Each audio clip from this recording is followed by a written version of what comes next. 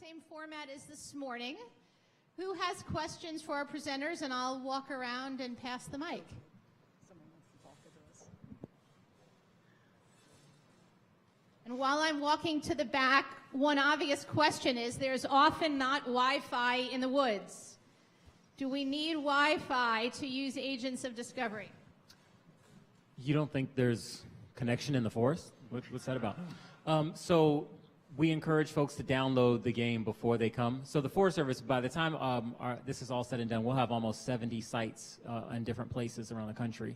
And so we encourage visitors to download in advance, and then you can download any mission site at any point. Once you have the game in your phone, any mission site will pop in without the need for data. And then you can play it once it's in your phone anywhere. You don't need to be connected to even your cellular service. That was important for us too. Of.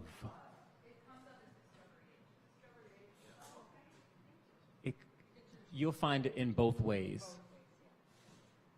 So I wanted to ask a question of Rink. So I found your role of taking your process and embedding it in the public lands with the patches very interesting. Is that something that happens with other Girl Scout chapters, or is that something you've done? And can you talk a little bit about how you created, how did you work with your public land partners in creating that, some of the elements of that patch creation? As far as other councils, I can't speak to that. We're all independent under the big umbrella of GSUSA.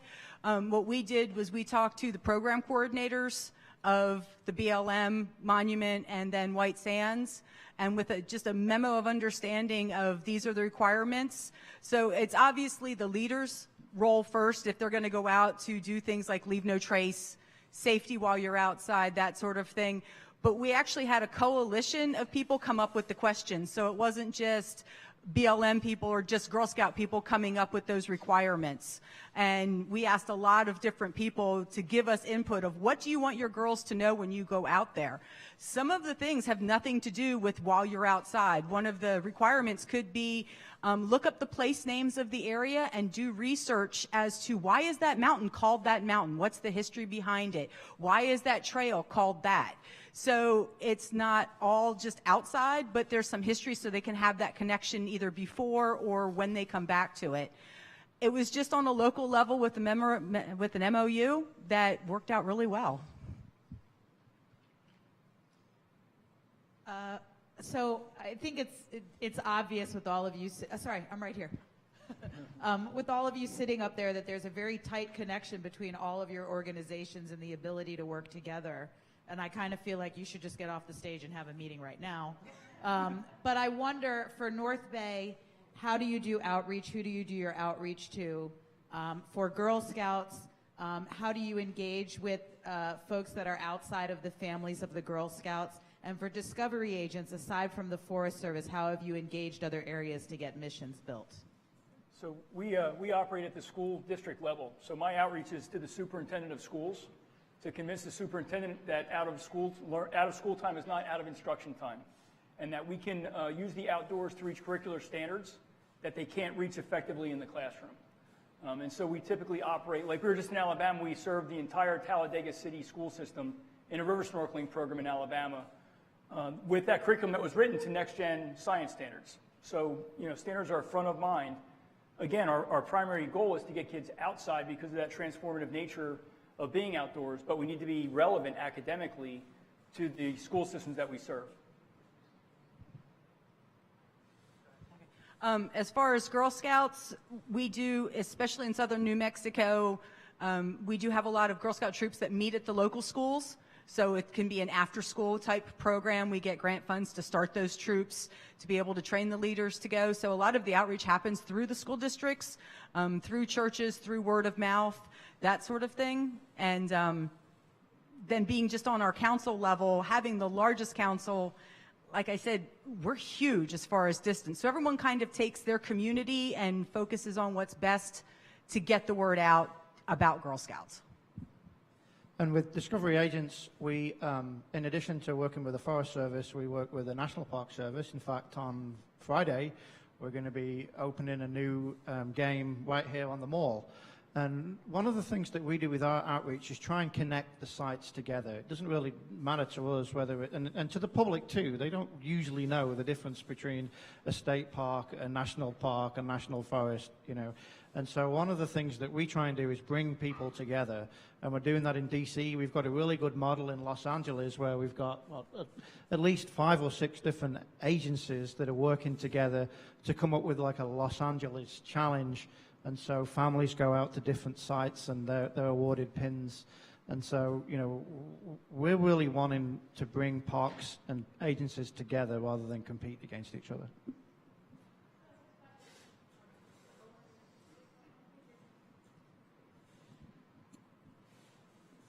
Thanks.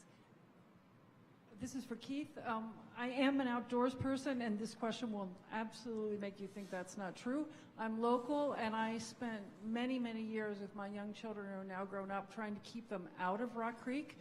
And as I looked at what you're doing, how do you deal with, you know, you're going to get a bacteria, you're going to have this, you're going to have Absolutely. that. No, it's a real problem. In fact, we just canceled a week of trips in Virginia in the North Fork of the Shenandoah because of fecal coliform, because of the heavy runoff.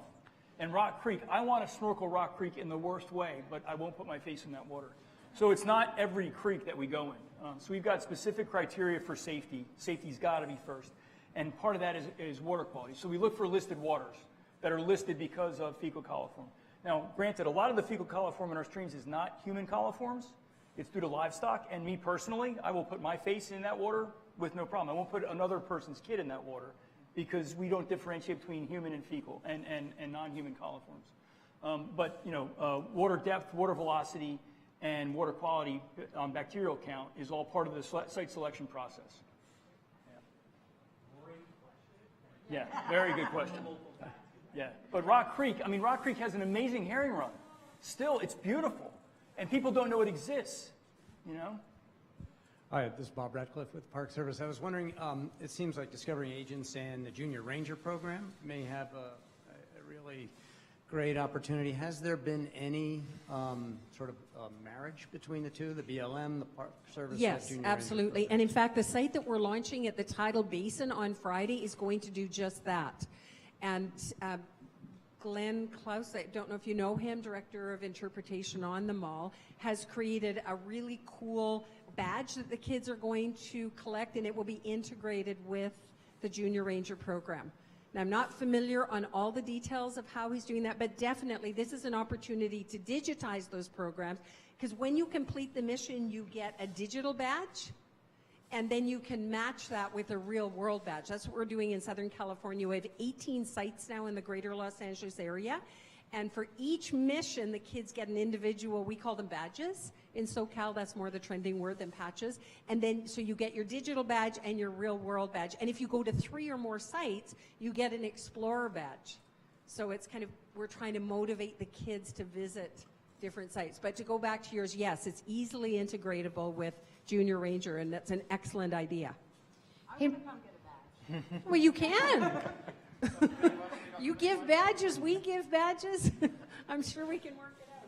hey, Mary, while I walk across here, anybody that's been involved in building apps knows it could take a very long time. Can you give us a sense of how long it might take to build a mission for a specific location? I mean, I am not Mr. Technology, and the way that this game is set up, it cracks me up that I now work for a techno company, because like I said at the beginning, I'm just a simple park ranger.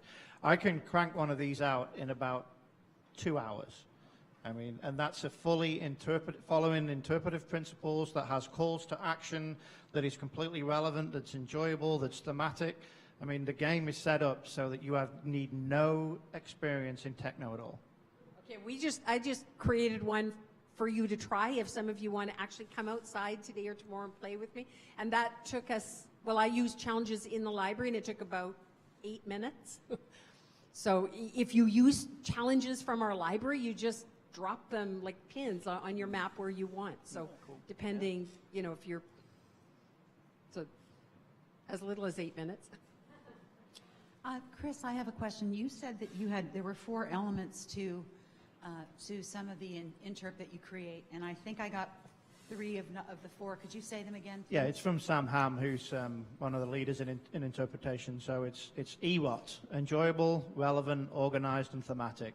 And the NIA say it needs to serve a purpose too, so it's purposeful.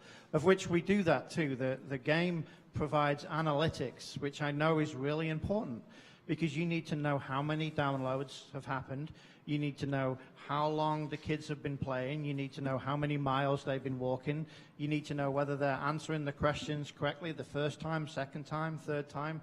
And so we've built all this in so that, you know, you can provide those decision makers, those people that decide to invest in us, you know, you can for sure say, hey, we've had 30 to 500 downloads this weekend, of which 98% of them specifically answered this question that we really want the public to know about our agency correctly the first time.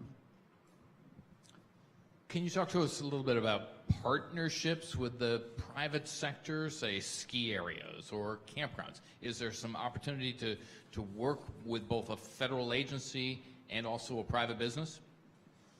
Yeah, I mean, and we're doing that because, and we're really proud to say that it's an honor actually to be a partner with Derek, and we know that, like I said, we want to bring people together, and so we've got a lot of examples where we have concession campsites or ski resorts or sites that deliver the interpretation on behalf of an agency, and they're required to do so much interpretation, and so they can use discovery agents as that medium to deliver their program, and so it's kind of a win-win where it's an added service to the site because it's something cool to do with your family, but it also meets the criteria of the agency that wants a certain amount of message to get across.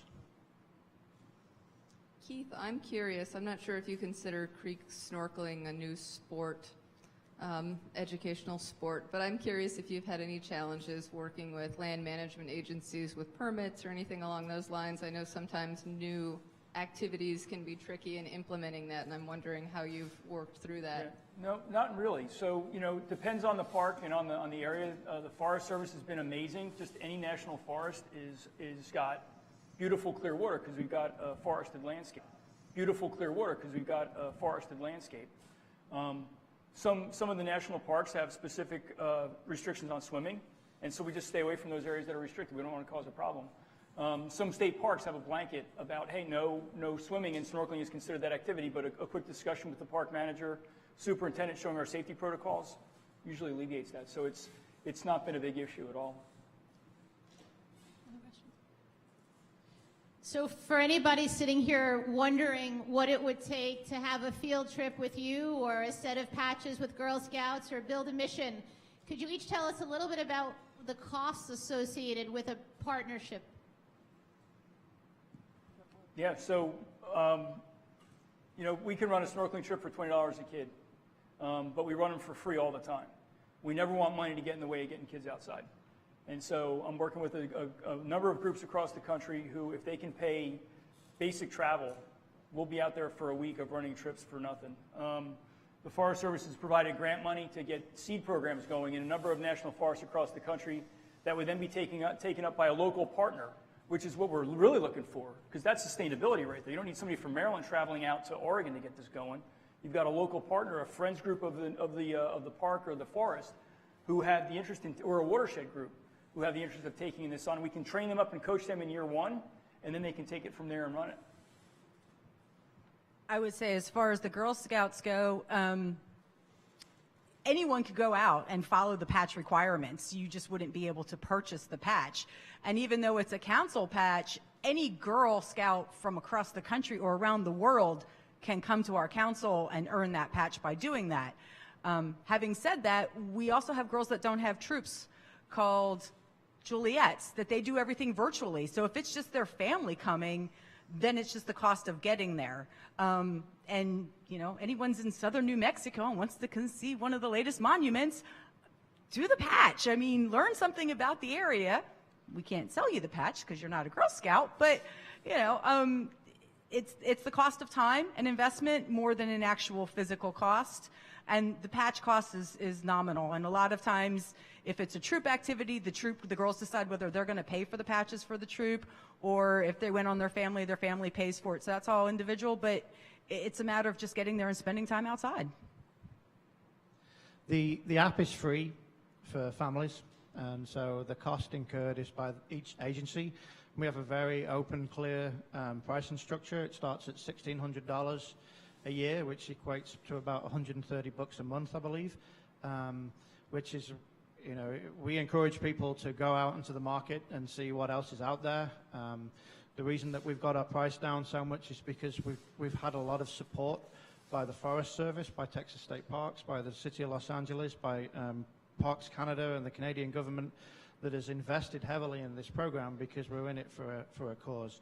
The other thing that we can do, which has been real popular, is partnering, like Derek said, with other entities like private corporations. You know, the game can be sponsored, the game can be brought to you by a friends group, and they can get publicity that way. So we're real open about our pricing structure, and we feel it's real competitive. And the other thing, real quick, what we're finding is the parks are actually beginning to save money now because it's really reducing their print costs. You know, instead of giving out reams and reams of papers, you know, like we're working with California State Parks to digitize their Junior Ranger Journal, and we're going to do a cost comparison this next year, and we'll actually see how much money it saved just on printing.